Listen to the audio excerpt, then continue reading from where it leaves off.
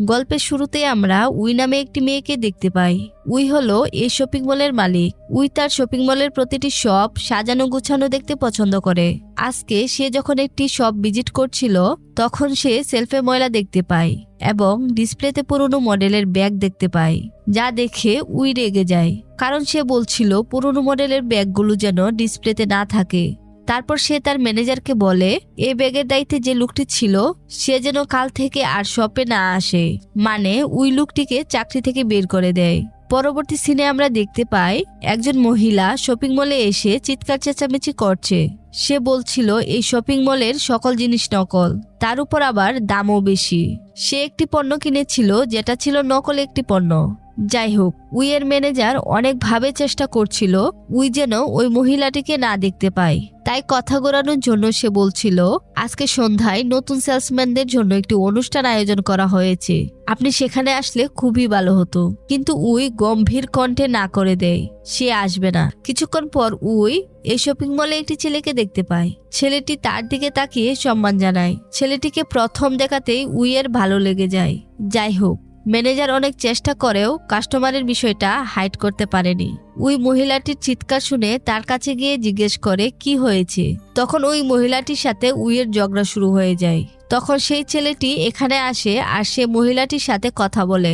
সেই সাথে সে মহিলাটিকে কিছু স্কিন কেয়ার গিফট করতে চায়। তখন মহিলাটি খুবই খুশি হয় আর সে সবার সামনে বলে এই ছেলেটি খুবই ভালো আর সে জানে কিভাবে কাস্টমার ডিল করতে হয়। ম্যানেজার উইকে বলে ছেলেটির নাম গুইয়ান, আজকেই সে আমাদের শপে জয়েন করেছে। গুইয়ান আগের কোম্পানিতে টপ সেলার ছিল, আজকের অনুষ্ঠানে সেও থাকবে। এটা শুনে উই বলে ঠিক আছে, সে অনুষ্ঠানে আমি আসব। তারপর আমরা সে অনুষ্ঠানে উইকে দেখতে পাই। অতিরিক্ত মদ পান করে মাতাল অবস্থায় সে ছেলেদের ওয়াশরুমে ঢুকে পড়ে আর সেই ওয়াশরুমে ছিল গুইয়ান। গুইয়ানকে দেখে উই বলে তুমি আমাকে ফলো করছো, আবার পিছন পিছন ওয়াশরুমে চলে এসেছো, তুমি আমায় পছন্দ করতে শুরু করেছো। এটা শুনে গুইয়ান বলে এটা তো ছেলেদের ওয়াশরুম, আপনি নিজেই ভুল করে এই ওয়াশরুমে চলে এসেছেন। উই দেখতে পায় এটা সত্যি ছেলেদের ওয়াশরুম। তারপর উই বেসামাল হয়ে গুইয়ানের গায়ের উপর পড়ে যায় আর গুইয়ানের বেল্ট নিয়ে বাহিরে চলে আসে। বেচারা গুইয়ান দুই হাতে প্যান্ট ধরে উইয়ের পেছনে দৌড়াতে থাকে। তারপর সে বাগানে উইকে ধরে ফেলে।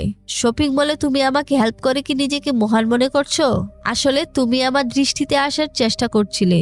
তখন গুইয়ান বলে এসব সম্পূর্ণ আপনার ভুল ধারণা, ওটা জাস্ট আমার ডিউটি ছিল আর কিছু না। তারপর গুইয়ান সেখান থেকে চলে যায়। পরের দৃশ্যে আমরা উইকে দেখতে পাই যে কিনা ওয়াশরুমে দাঁড়িয়ে কিছুক্ষণ আগের ঘটনা মনে করে খুবই লজ্জা পাচ্ছিল, কারণ সে মাথাল অবস্থায় গুইয়ানকে অনেক কিছু বলে ফেলেছে। যাই হোক, পরের সিনে আমরা দেখতে পাই উই শপিং মলে এসেছে। উই শপিং মলে এসে গুইয়ানকে দেখতে পাই পণ্য বিক্রির সময় একটি মেয়ের হাত ধরে তাকে পণ্য সম্পর্কে বোঝাচ্ছিল, যা দেখে উইয়ার খুব হিংসা হচ্ছিল। তারপর সে শপে ঢুকে গুইয়ানকে বলে এই দোকানের সব পণ্য আমি কিনে নেব।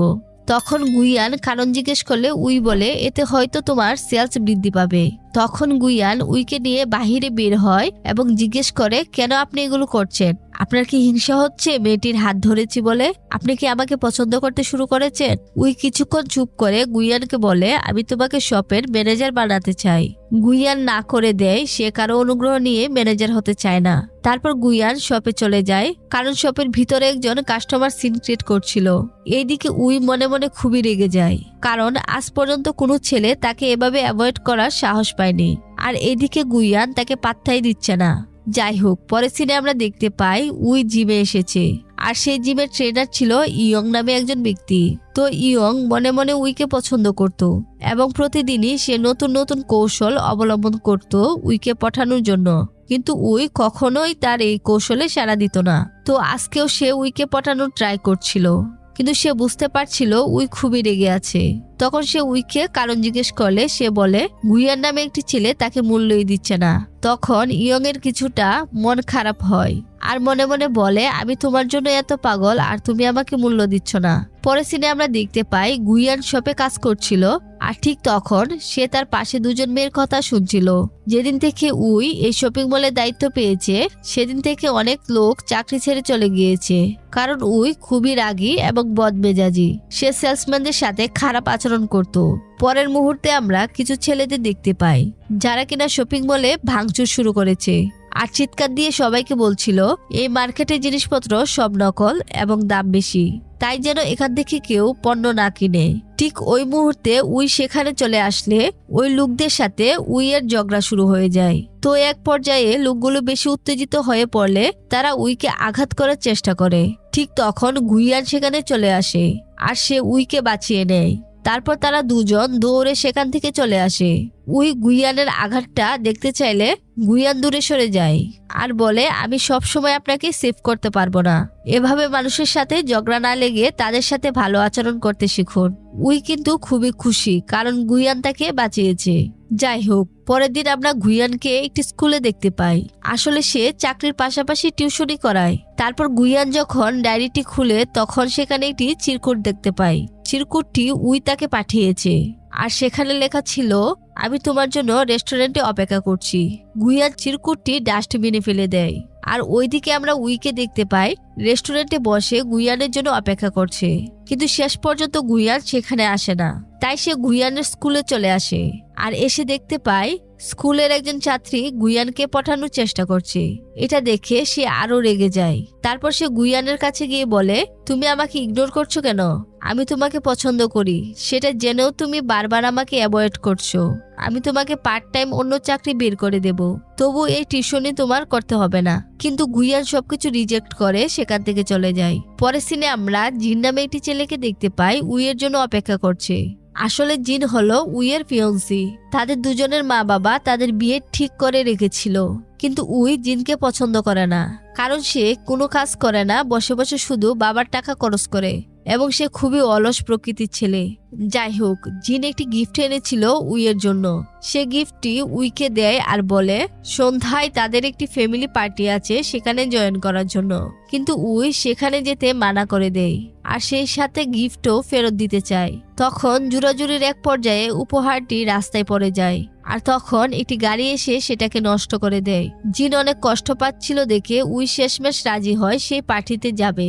তারপর উই গিফট নিয়ে পার্টিতে আসে আর সে জিনের মা বাবাকে সেই উপহারটি দেয়, যেটা দেখে জিনের বাবা মা খুবই খুশি হয়। পরক্ষণেই উইয়ের কাছে একটি কল আসতেই সে তাড়াহুড়ো করে বের হয়ে পড়ে এবং সরাসরি সে শপিং মলে চলে আসে। শপিং মলে আসতেই গুইয়ান সামনে পড়ে যায়, কিন্তু উই কোনো কথা না বলে সামনে হাঁটতে থাকে। ওইদিকে গুইয়ানও কথা বলছিল না। তখন হঠাৎ গুইয়ান পেছন ফিরে উইকে ডাক দেয়। তখন উই মনে মনে খুব খুশি হয়। তারপর গুইয়ান বলে সে এই শপের কাউন্টারের দায়িত্বটি পেতে চায়।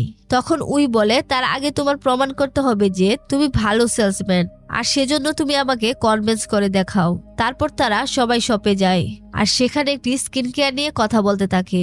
গুইয়ান এমন ভাবে উইকে কনভিন্স করে যে কিছুক্ষণের জন্য উই ভুলে যায় যে সে শপিং মলে আছে। ঘোর কাটলে উই নিজেকে সামনে নিয়ে সে গুইয়ানকে বলে গুইয়ানকে দায়িত্বটি দেয়নি। তারপর চলে যাওয়ার আগে উই গুইয়ানকে একটি রেস্টুরেন্টের সামনে দেখা করতে বলে।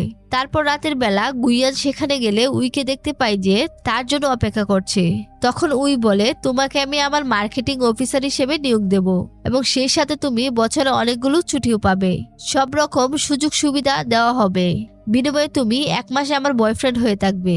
আজগবি প্রস্তাব শুনে গুইয়ান সাথে সাথে না করে দেয়। তখন উই গাড়ি নিয়ে চলে আসলে গাড়ির লুকিং গ্লাসে সে একটি মেয়েকে দেখতে পায় যে কিনা গুইয়ানকে জড়িয়ে ধরেছে। পরে সিনে আমরা গুইয়ানকে দেখতে পাই তার ছোট বোন গুচির সাথে বসে কাঁদছিল। তখন তাদের কথোপকথন থেকে আমরা বুঝতে পারি গুইয়ানের মা মারা যাওয়ার পর গুইয়ানের বাবা তাদেরকে ফেলে রেখে চলে গিয়েছিল। গুইয়ানের বাবা যাওয়ার আগে অনেক ঋণ করেছিল আর এজন্যই গুইয়ান ছোট থেকে চাকরি করছিল আর সে চাকরি করে তার বোনকে পড়াশোনা করাচ্ছে আর সেই সাথে বাবার ঋণও পরিশোধ করছে। গুচির ইচ্ছে ছিল সে স্কলারশিপ পেয়ে বিদেশে গিয়ে পড়াশোনা করবে। তারপর আমরা উইকে দেখতে পাই জিমে ব্যায়াম করছিল।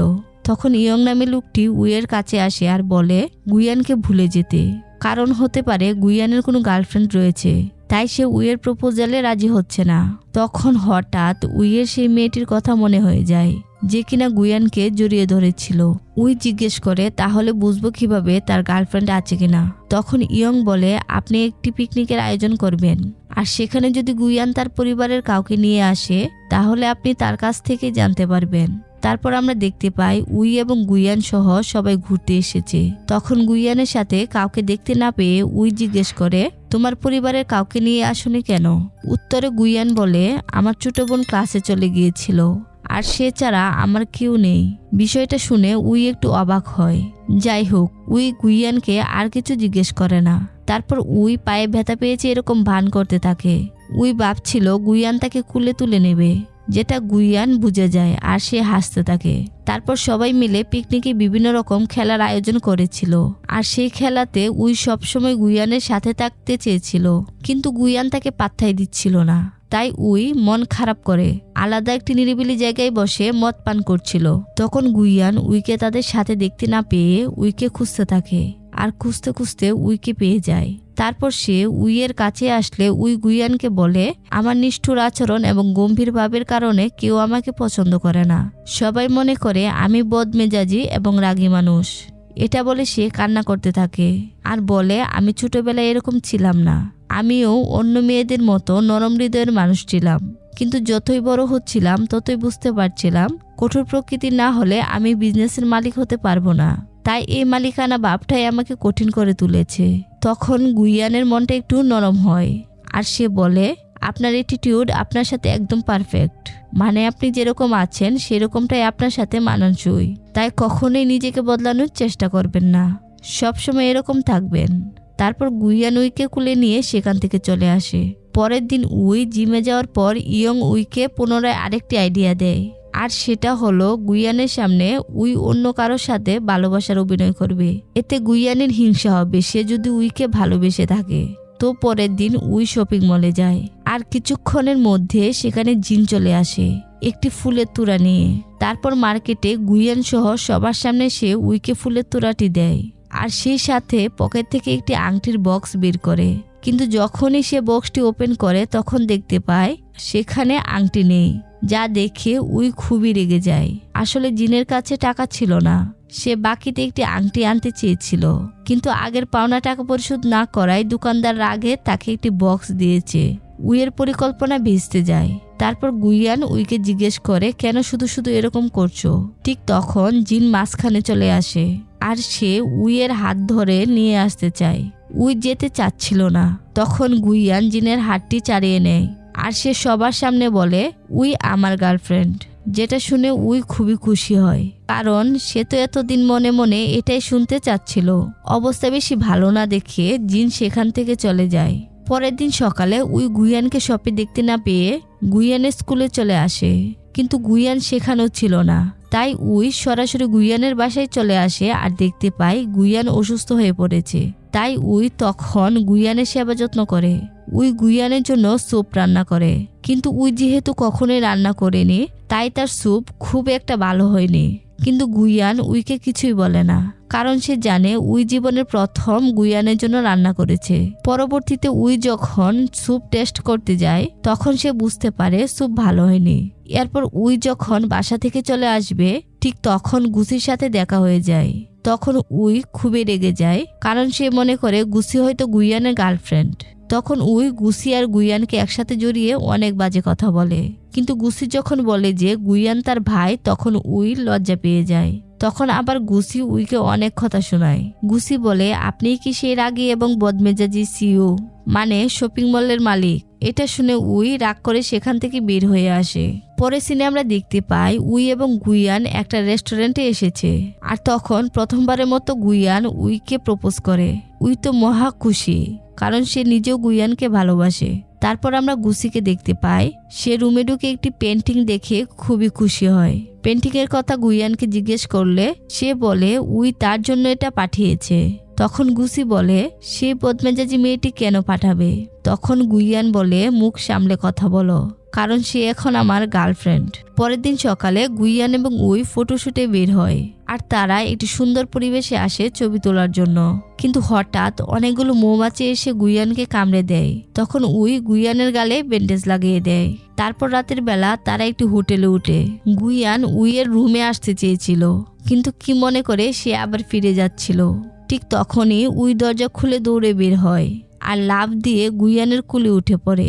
আসলে উই তেলাপোকা দেখে ভয় পেয়েছিল। তারপর গুইয়ান এসে তেলাপোকাটা মেরে ফেলে। তারপর তারা দুজন শুয়ে শুয়ে গল্প করে। উই বলে, তুমি সবকিছু এত সহজে সলভ করো কিভাবে? গুইয়ান বলে, আসলে ছোটবেলা থেকে মানুষের সাথে চলতে চলতে কিভাবে সমস্যার সমাধান করা যায় এবং কিভাবে মানুষকে কনভিন্স করা যায় সেটা শিখে গেছি। মা মারা যাওয়ার পর বাবাও আমাদের রেখে চলে যায়। এরপর দেখি বোনের দায়িত্ব ছিল আমার উপর। গুসির ইচ্ছে ছিল স্কলারশিপে বিদেশে পড়াশোনা করবে, ওর জন্যই আমার এত কিছু। যাই হোক, কথাগুলো শুনে উই খুবই ইমোশনাল হয়ে যায়। পরের দিন সকালে তারা দুজন একটি স্টুডিওতে যায় ছবি তোলার জন্য। ওখানে ক্যামেরায় ছিল জিন, তাই সে ঠিকভাবে ছবি তুলছিল না। কিছুক্ষণ পর উই জিনকে চিনে ফেলে। তখন সে জিনের উপর অনেক রাগারাগি করে। তারপর তারা অন্য ফটোগ্রাফার দিয়ে ছবি তোলে। পরের দিন সকালে আমরা উই এবং গুইয়ানের অনেক ছবি দেখতে পাই। তারপর আমরা দেখতে পাই উই গুসিকে একটি নেল পালিশ গিফট করে এবং সেই সাথে গুসিকে স্কলারশিপ পেতে সহায়তা করে এবং গুসি স্কলারশিপ পেয়েও যায় আর সে খুবই খুশি হয়। শেষ দৃশ্যে আমরা গুইয়ানকে দেখতে পাই উইয়ের জন্য নদীর উপর লাইট জ্বালিয়ে অনেক সুন্দর একটি জমকালো রাতের আয়োজন করেছে। এটা দেখে উই খুবই খুশি হয়। তো ফাইনালি একটি হ্যাপি এন্ডিং দিয়ে তাদের গল্প শেষ হয়। তো বন্ধুরা, গল্পটি কেমন লাগলো অবশ্যই কমেন্টে জানাবে এবং সাবস্ক্রাইব করে আমাদের পাশে থাকবে। ধন্যবাদ।